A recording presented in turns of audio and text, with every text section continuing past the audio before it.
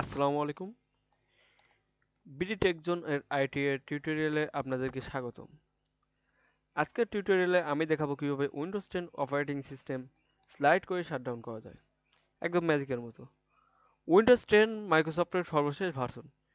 এটিতে অনেক ফিচার আছে যা আমাদের জানা থাকে না। এটিও তেমন একটি ফিচার। চলুন তাহলে কথা না বাড়িয়ে শুরু করা যাক। প্রথমে দিস পিসিতে প্রবেশ করি, দেন সি ড্রাইভ।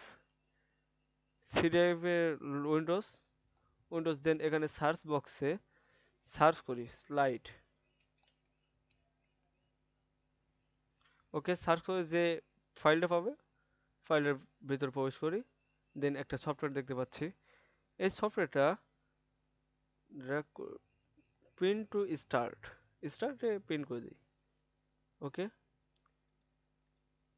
এবার দেখা যাচ্ছে যে এখানে অ্যাড হয়ে গেছে সফটওয়্যারটা। এটি সেই সফটওয়্যার। সো এটাতে যদি এখন ক্লিক করি তাহলে একটা মেনু নেমে আসছে, স্লাইড টু শাটডাউন ইওর পিসি। এটা যদি নামিয়ে দিই তাই পিসি শাটডাউন হয়ে যাবে। ওকে, দেন এটা আমি চাইলে স্টার্টে রাখতে পারি অথবা টাস্ক বারেও রাখতে পারি, দুটোতেই পিন হয়ে যাবে।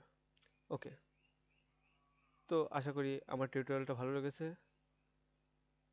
সো লাইক কমেন্ট শেয়ার করতে ভুলবেন না, আর অবশ্যই আমার চ্যানেলটা সাবস্ক্রাইব করে রাখবেন। সবাই ভালো থাকবেন। আসসালামু আলাইকুম।